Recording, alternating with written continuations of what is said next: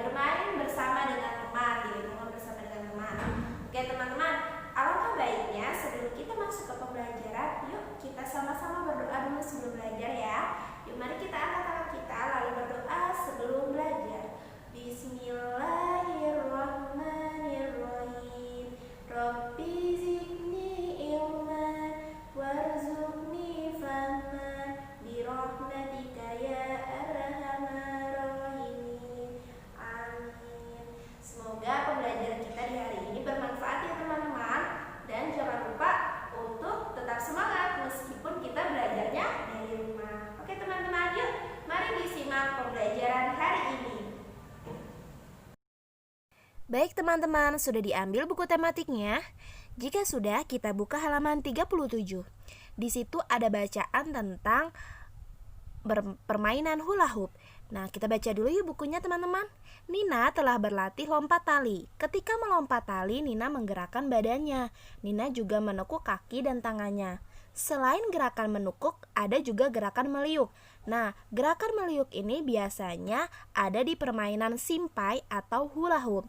Nah, bagaimana cara bermain hula hoop? Yuk kita lihat di layar ini. Di sini ada contoh gerakan bermain hula hoop. Di situ ada peganglah hula hoop milikmu. Lalu masukkan hula hoop ke tubuhmu. Lalu liukkan tubuhmu dengan hula hoop. Jangan sampai terjatuh ya teman-teman. Ya teman-teman, meliuk itu dapat membuat tubuh menjadi lebih lentur. Jadi permainan hula hoop ini manfaatnya yaitu membuat tubuh kita agar menjadi lebih lentur teman-teman. Baik, sampai di sini sudah mengerti? Ya, jika sudah mengerti, kita buka yuk halaman selanjutnya. Oke, baik teman-teman, sudah dibuka halaman 38. Ya, di situ kita diminta untuk mengamati teman-teman. Yuk, sekarang kita amati dulu ya gambar di situ. Sekarang perhatikan gambarnya. Di situ ada gambar piring, gambar susu, gambar boneka, bola, kursi, minyak, lalu balon, kayu, dan juga bantal. Nah, sekarang yang akan kita pelajari yaitu sebuah wujud benda, keragaman benda. Benda itu ada benda padat, benda cair maupun benda gas. Nah, kalau kemarin kita sudah belajar tentang benda cair, sekarang kita akan belajar tentang benda padat. Nah, benda padat memiliki bentuk dan ukuran yang tetap. Benda padat tidak berubah bentuk maupun ukurannya, teman-teman. Jadi perlu kalian ingat-ingat ya, bahwa benda padat adalah wujud bendanya yaitu tetap dan tidak berubah. Sekarang yuk kita amati dulu mana yang termasuk benda padat, teman-teman. Mari kalian isi di komentar YouTube ya teman-teman. Baik teman-teman, tadi kita sudah mengamati gambar yang ada di layar maupun di buku paket kalian. Nah, sekarang ada tabel tentang nama benda, wujud benda, padat atau tidak padat. Nah, sekarang kalian tulis ya, dari gambar tadi nama bendanya apa, lalu wujud bendanya padat atau tidak padat. Kalian checklist ya. Misalkan di situ ada boneka. Boneka wujud bendanya padat atau tidak padat? Ya betul, wujud bendanya adalah padat. Kalian checklist ya teman-teman. Nah, seperti itu teman-teman. Yuk, mari kita lakukan. Kalian kerjakan ya teman-teman. Oke, selanjutnya kita di sini diminta untuk berdiskusi teman-teman. Yuk, sekarang kita baca dulu ya halaman 39. Kalian buka ya bukunya. Deli sangat senang. Hari ini Deli bermain ke rumah Mary. Sebelum bermain, Deli pamit kepada ibunya. Ibu berpesan kepada Deli agar tidak pulang terlalu sore. Pesan ibu Deli adalah aturan. Deli mematuhi aturan tersebut. Setelah sampai di rumah Mary, mereka bermain bersama. Ketika bermain di rumah teman, ada aturannya. Nah, di sini kalian bisa lihat di halaman 40. Di situ ada aturan saat bermain di rumah teman, yaitu yang pertama, saat bermain harus rukun. Yang kedua, saling meminjamkan mainan. Yang ketiga, merapikan mainan setelah digunakan. Baik, sebelumnya kita juga sudah belajar ya aturan itu apa. Aturan adalah sesuatu yang harus dilaksanakan atau dikerjakan. Nah, sekarang kalian sudah mengerti, sudah tahu cerita tadi. Sekarang berilah tanda centang. Apakah sikap-sikap di bawah ini boleh dilakukan atau tidak boleh dilakukan? Yuk teman-teman, mari diisi buku paketnya ya teman-teman. Oke, gimana pembelajaran 2? Sudah paham? Baik, kalau sudah paham kita lanjut ke pembelajaran 3. Di halaman 42. Di situ kalian diminta untuk membaca. Sekarang Miss beri waktu kalian untuk membaca sebuah cerita membuat es sirup bersama ibu. Oke teman-teman, bagaimana dari bacaan membuat es sirup bersama ibu? Yaitu di situ bercerita tentang ibu mengajak Deli dan Mary membuat es sirup. Nah, mereka menuangkan es sirup itu dari suatu botol ke gelas. Nah, sekarang teman-teman, tahukah kamu bahwa es sirup termasuk benda cair? Bagus, kalian sudah mengetahui itu ya. Jadi, benda cair memiliki ukuran yang tetap, tapi bentuknya akan berubah menyesuaikan wadahnya, seperti yang dicontoh di layar ini atau di buku kalian. Di situ Deli menuangkan es sirup dan es sirupnya bentuknya seperti gelasnya. Tadinya bentuk es sirup itu menyerupai botolnya, tapi setelah dituang mengikuti gelasnya. Jadi intinya bahwa benda cair merupakan benda yang tetap, tetapi wujudnya bisa berubah menyesuaikan wadah. Begitu ya teman-teman ya. Sekarang yuk coba sebutkan satu ciri-ciri benda cair berdasarkan cerita tersebut, lalu berikan juga pula contoh benda cair di sekitarmu. Yuk teman-teman, sekarang berikan satu contoh saja. Kalian tulis di kolom komentar YouTube ya. Miss tunggu ya teman-teman. Oke, selanjutnya kita diminta untuk berhitung. Yuk teman-teman, sekarang kalian lihat buku halaman 43. Nah, sekarang sebelumnya kita sudah belajar tentang perkalian. Nah, teman-teman masih ingat tidak? Perkalian adalah penjumlahan berulang bilangan yang sama. Misalkan sekarang kalian bisa lihat di gambar tersebut. Gambar yang atas ada 2 nampan. Satu nampan berisi 4 gelas sirup.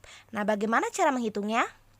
Ya, cara menghitungnya yaitu dituliskan dulu berapa nampannya tadi? 2. 2 dikalikan berapa isi satu nampan tersebut? Ya, 4. Jadi 2 dikali 4. Jika menggunakan penjumlahan berulang yaitu 4-nya ada berapa kali? Ya, 4-nya ada 2 kali. Jadi 4 ditambah 4 sama dengan 8. Nah, itu artinya 2 dikali 4 sama dengan 8. Betul teman-teman. Sekarang kita lihat di bawahnya. Contoh yang bawah, sekarang di situ ada 2 nampan lagi teman-teman. Tapi isi gelasnya yaitu berapa? Ya betul sekali, isi gelasnya yaitu 5. Jadi bagaimana cara menghitungnya? Ya, bentuk perkaliannya jadi 2 dikali 5. Cara menghitungnya, isinya tadi ada berapa? Isinya ada 5. Nah, karena ada 2 nampan jadi 5 ditambah 5 sama dengan 10. Jadi bentuk perkalian 2 dikali 5 sama dengan 10. Sampai di sini paham teman-teman? Oke, kita lanjut ya teman-teman. Sekarang kita belajar tentang perkalian suatu bilangan dengan 2 sama artinya menjumlahkan dengan bilangan itu sendiri. Nah, bagaimana caranya? Yuk, kita lihat di sini ya. Hasil perkalian dengan 2 bisa didapat dari penjumlahan ganda. Perhatikan kembali gelas sirup berikut. Nah, misalkan setiap nampan tinggal 1 gelas yang belum diminum, maka sirup yang masih sisa yaitu berapa teman-teman? Ya, banyak gelas berisi es sirup. Tadi ada berapa? Ada 2 nampan. Nah, terus banyak gelasnya cuma 1 yang belum diminum sama sekali. Jadi, yaitu satunya ada berapa kali? Ya, satunya ada 2 kali. Jadi 1 ditambah 1 sama dengan 2. Nah teman-teman perlu diingat, kemarin pun kita sudah belajar ya tentang penjumlahan ini. Jadi hasil perkalian suatu bilangan dengan angka 1 adalah bilangan itu sendiri. Misalkan 3 dikali 1 berarti satunya ada berapa kali? Ya, satunya ada 3 kali. Jadi 1 ditambah 1 ditambah 1 sama dengan 3. Maupun 4 dikali 1. Jadi satunya ada 4 kali, yaitu tetap 4. Begitu ya teman-teman. Nah, jadi kita ulang lagi.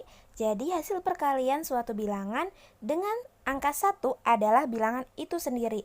Nah, jika hasil perkalian suatu bilangan dengan angka 0 adalah 0. Contohnya 1 dikali 0. Jadi berapa teman-teman? Tetap 0 ya, karena tidak ada lagi yang perlu dikali. Contoh lagi, 2 dikali 0. Nah, bentuk penjumlahannya bagaimana? Berarti 0-nya ada 2 kali. 0 ditambah 0 tetap berapa teman-teman? Ya, tetap 0. Nah, misalkan lagi 5 dikali 0. Jadi nolnya ada berapa kali? Ya, nolnya ada 5 kali. Tetap saja 0 hasilnya. Begitu ya, teman-teman. Ya, hal ini pun sudah dipelajari saat kemarin bersama dengan Mr. G. Nah, di sini Miss hanya mengulangnya saja ya, teman-teman. Oke, kemarin kita sudah belajar tentang gerakan menari, yaitu gerakan apa saja? Ya, gerakan kepala, juga gerakan tangan. Sekarang kita tambah lagi teman-teman. Di sini ada gerakan tari, yaitu gerakan kaki. Yuk, kalian bisa lihat di layar maupun di buku kalian ya. Di sini ada gerakan kaki seperti mengangkat satu, lalu kakinya dimiringkan. Lalu ada sikap kuda-kuda maupun ada sikap kakinya menyila. Nah, itu merupakan contoh dari gerakan tarian, yaitu berupa gerakan kaki. Jika dipadu-padankan dengan kepala, dengan tangan, nah itu akan lebih baik lagi ya teman-teman. Yuk, mari kalian coba ya di rumah teman-teman. Baik, sampai di sini sudah mengerti teman-teman untuk pembelajaran 2 dan pembelajaran 3? Alhamdulillah kalau sudah mengerti. Nah, terima kasih teman-teman sudah mendengarkan penjelasan dari materi Miss hari ini.